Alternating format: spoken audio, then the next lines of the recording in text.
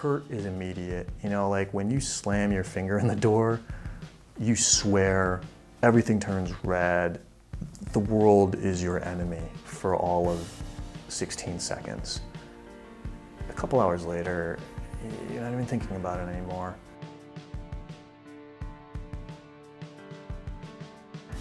When you hit that frustration and that anger, you want to find the blame for it. You don't want to just be angry at the issue. You want to point the finger at somebody, whether it's yourself, what if it's bullies, you know, who it is, what it is. You need something to blame everything on.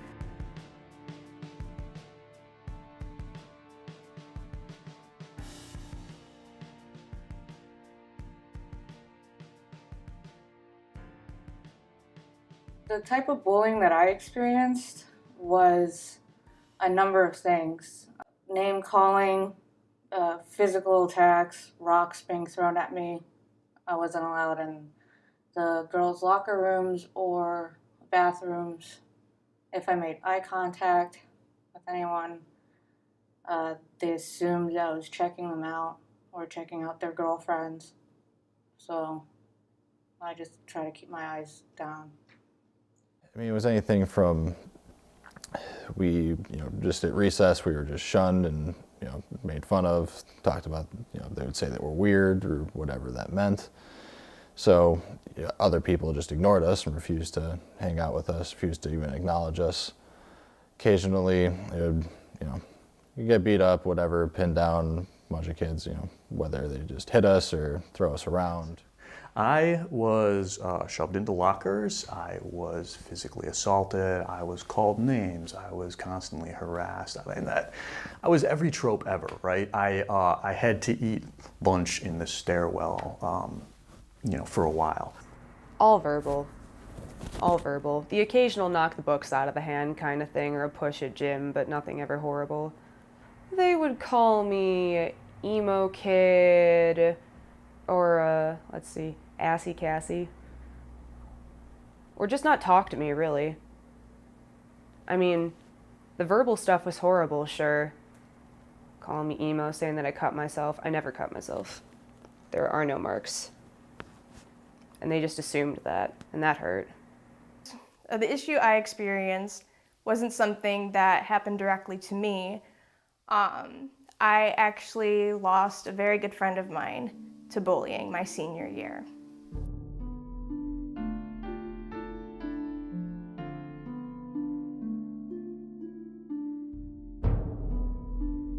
When I was in kindergarten, my friend was being picked on by some of the other kids, and admittedly, he is weird. But back then, I just didn't think it was okay for him to be picked on, so I tried to stand up for him, and I got in the way of, the kids that were picking on him.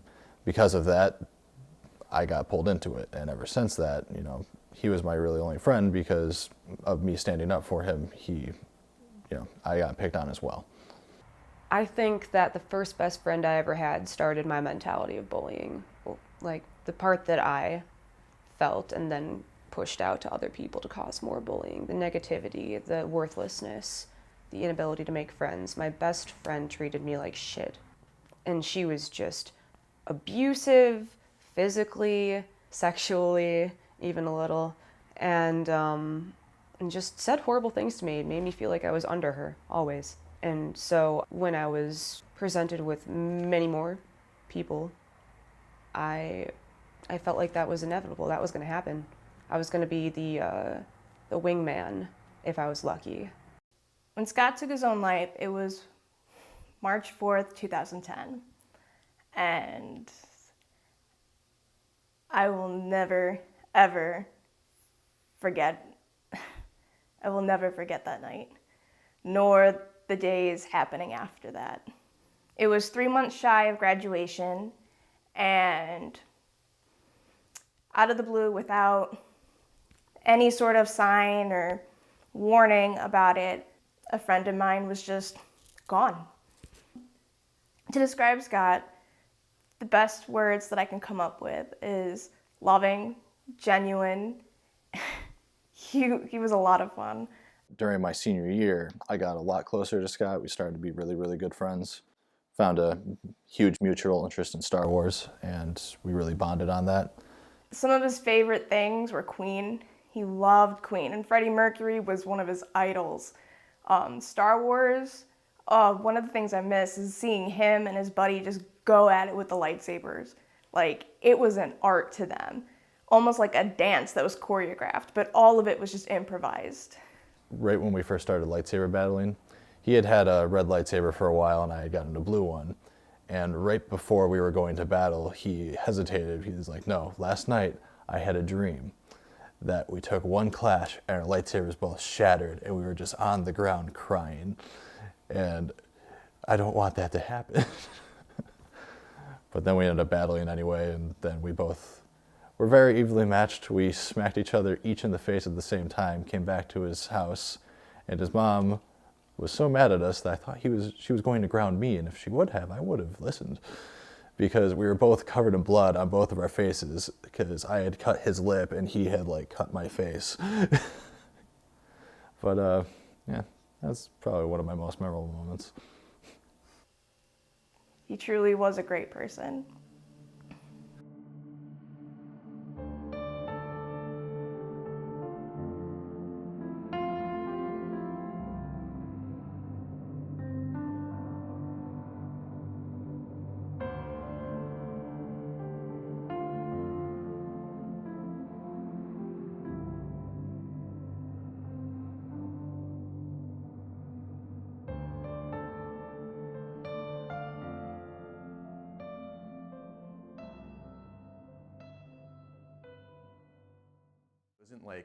It wasn't like I was like the scrawny nerd kid who was constantly being bullied by all the bigger guys. I was just different. I remember one girl, Jem, she made up rumors a lot about me and my friends. 'Cause at first I did have friends, and they were really nice. But if you sat with me at lunch, you were gay too. So she made up rumors that they were gay, that destroyed them too, so they just stopped hanging out with me. I would have witnesses saying that I was defending myself, and they wouldn't even care. They said it happened so much I must be doing something wrong. So I would get suspended for defending myself. The girls would catch me in the locker room. I mean, that's a great place. Teachers aren't really around. You're getting unclothed, so they have plenty of ammo. It's just already an uncomfortable place. So, girls had the advantage. The girls would say ugly and fat and stupid, so on and so forth. Whatever they could think of. Being forced to talk was always awkward. I stuttered a lot, and that got a lot of attention. And just some of the kids were awful. And we stayed in the same school system, 200, for our whole lives, and we saw a lot of the same people, and getting forced into classes with them was pretty bad. He was dedicated to making my life shitty, and I'm not even sure what I did. I mean, this guy pointed a gun at me. Straight up, I was walking, like I said, we lived down the street. Our backyards were in the same backyard area, and he was just out in the backyard with a .22, scoping squirrels or something. And I was just walking, and he drew a bead on me. I was going, and I noticed him. He was looking right at me. He was aiming down sight at me with a rifle, and not like an airsoft or a BB gun, like a real ass gun. No second thought, no hesitation, no sign of anything on his face other than pure shitty hate for whoever I was, or whoever he decided I was. And I to this day I don't know if he understands the sleepless nights, the days that I faked being sick as hell just to not go to school when I was younger, and then as I got older, the days when I just did not go to school. And my mom would get the call, why didn't you go to school? Well, I didn't feel like getting my ass kicked.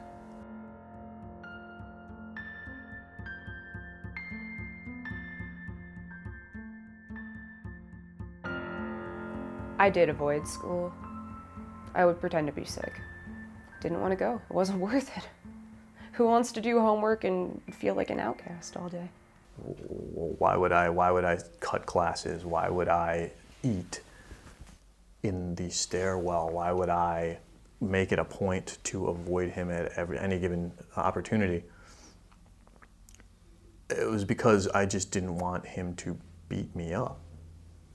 I didn't get along with any of the other kids.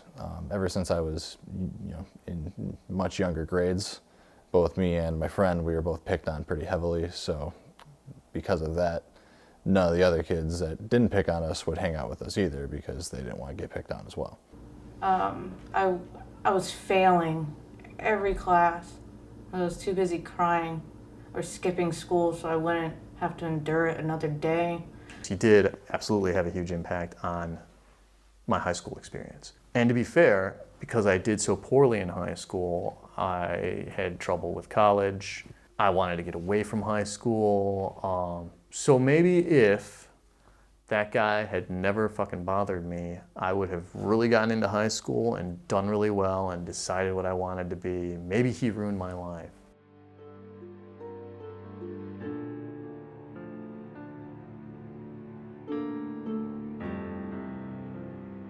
What could have been done about the bullying situation? I could have maybe gone to my teachers more, but at the same time, the reason why I probably didn't is because it's embarrassing and you're afraid that they're just not going to do anything about it and it's not going to matter. So, you try to ignore it the best you can. I didn't really share with my friends that I was afraid of some dude. That guy, Chris, was my problem. And I don't know if I ever had to say anything to anybody because I think everybody in the school knew that that guy hated me. I did not, for the longest time, tell anyone that I was being bullied. I didn't tell my parents. Just a few of my friends knew, I guess. Honestly, I don't know why, but I just assumed that my parents and everybody knew.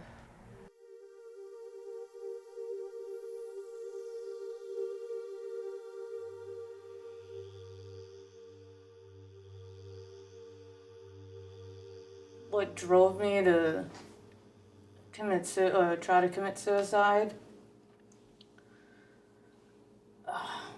There's a number of reasons. I had a lot of really good reasons, a lot of bad reasons. My mother hated me.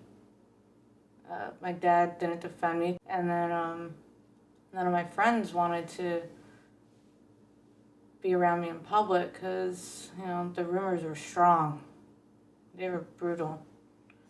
Got beat up almost every day. Slammed into lockers. It wasn't the first time I tried. There were many more after that because you build up, try to be proud of yourself, try not to listen. But day after day after day after day, it gets harder.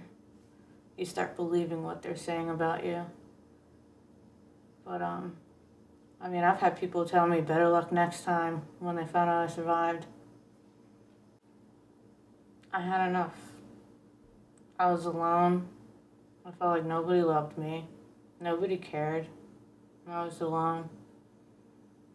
So, I tried to kill myself. And kids at school were telling me to do it anyway. Nobody wanted me there, so I did.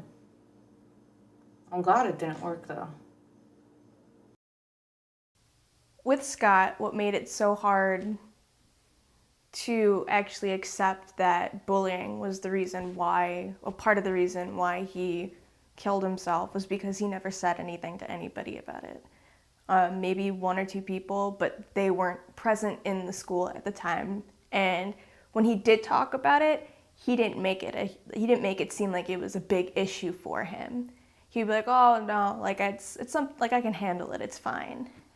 Scott was a black belt. I think he was a 2nd degree something or other. He'd be killing me right now for messing that up. But I remember he and I had a conversation once about how he actually had to register his body with the police department Because if he was attacked by like a group of people, like he could take them out one by one and it could potentially be fatal. That's the thing. Scott could have taken on any one of his abusers and that would have been it. That would have been the end of it. But he was raised with the morals that you don't treat people like that. One of the reasons Scott didn't tell anybody is because he felt that it was burdening people. He felt like he would be burdening people with his problems. And he felt like he'd be able to take the brunt of everything. That if he was the focus of the bullying, then it wouldn't be somebody else who was experiencing it. So he internalized it. Instead of telling us, like, hey, this guy's giving me problems. Hey, this happened today. I mean, if you would have told any one of our friends, me, any one of us, like, we would have made sure that it would stop. We would have nipped it in the butt right there and then. Because that's just who we are. We stand up, you know? That's what friends are for.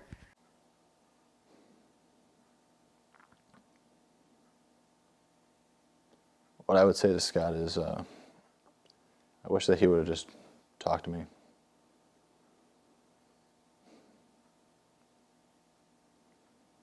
Wish he would have just told me what was going on. Maybe I could have helped. Maybe not, but maybe I could have. I had no idea. Like I said, I thought that me and Scott were really, really close friends, and I had no idea how tormented he was about it. It's the fact that he can keep that much pain bottled up inside was just very shocking more than anything. I had no idea. I didn't even know how to believe it.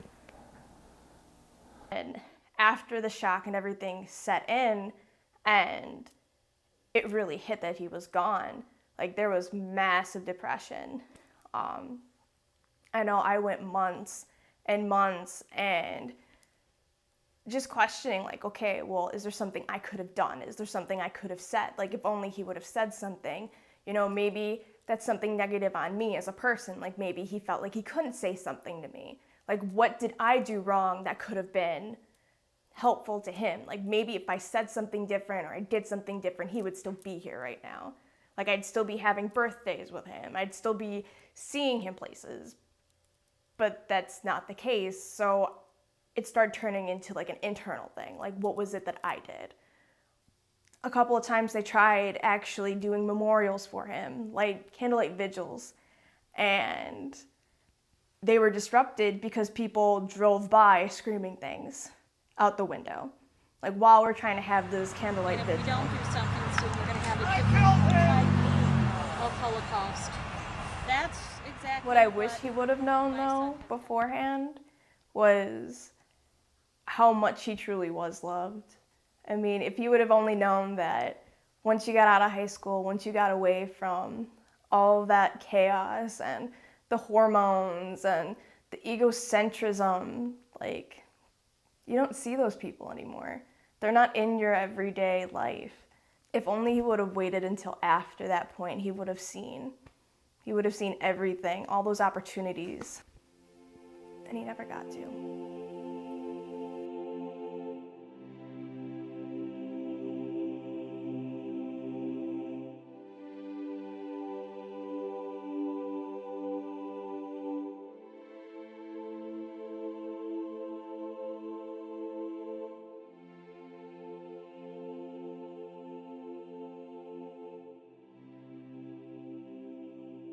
I responded to the bullying with complete and utter silence and detachment.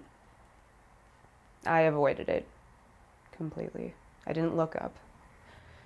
I learned to not smile. I used to giggle when people were bullying me. It was another nervous habit. And that was even more embarrassing because they're like, why are you smiling? I'm saying horrible things to you. You're so stupid. So I learned to be stoic. That still holds on to this day, too. Found it hard to smile for a long time. The way I responded to being bullied, at first I fought back. But I was the one that got in trouble. The girls, they would say that the reason why I attacked them was because they wouldn't go out with me. And that just became embarrassing. And yeah, no one ever believed me because it happened so often, so I just stopped fighting back. You know, like any kid, I watched a lot of cartoons, and one of the ones I watched most was Spider-Man. And Spider-Man, like me, was a kid who was in school and he was picked on all the time. And he got bit by a radioactive spider and he got powers, and he was able to go and do more. He was able to be a hero. And even though he had all these great powers and he was able to stand up and do something to the bullies that picked on him, he just didn't. He just let it go. And for someone who can have all of that power to just be able to let it go, then why can't I? I cope with the bullying, the after effects now, by trying to be a positive influence when I walk into a social situation, and trying to create that positive energy and include everybody. If I see someone that's not enjoying the party, I'll sit down next to them and just be like, hey, what's going on? You know, everyone's having a good time. Stand up. Come dance with me. Whatever we need to do to make you comfortable. Try to help out that awkward person, because I was that awkward person once and no one ever helped me out. What I would say to the bullies today is that I hope that whatever phase that they went through for that hopefully they grew out of, and I hope that they've actually made something more of themselves than what they were then.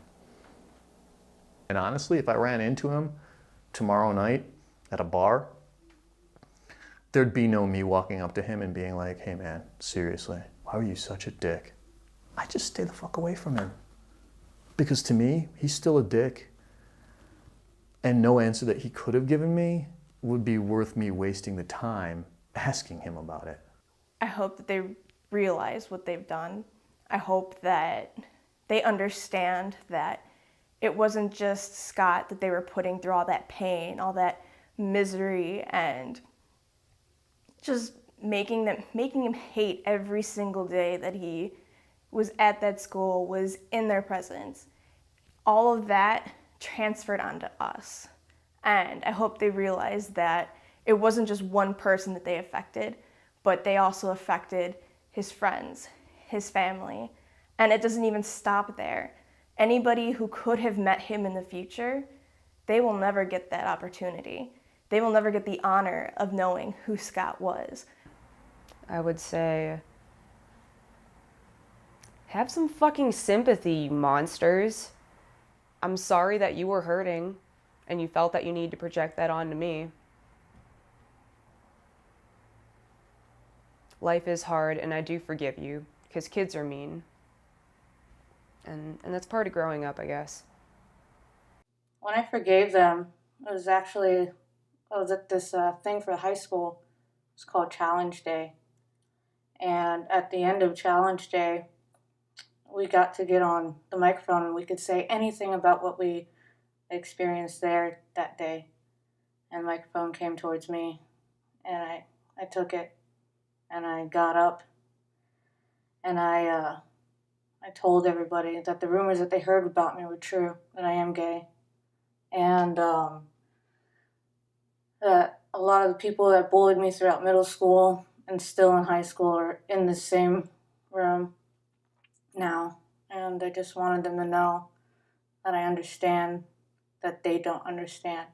And if they have any questions about me, they can come to me and ask. And I forgave them.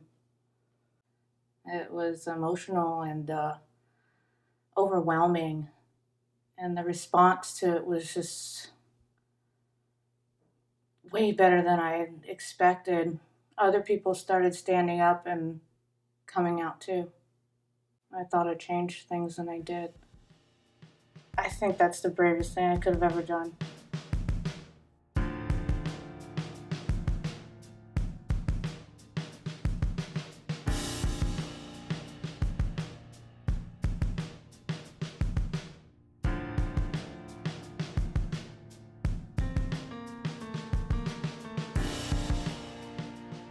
You just get through high school, man. You'll forget it. It won't matter anymore. Tell them to go to therapy. Tell them to talk about it. It is not a cowardice thing to come out and say something. As long as you at least have some friends, or even just one, that's all that really matters. Never give up. You are worth it.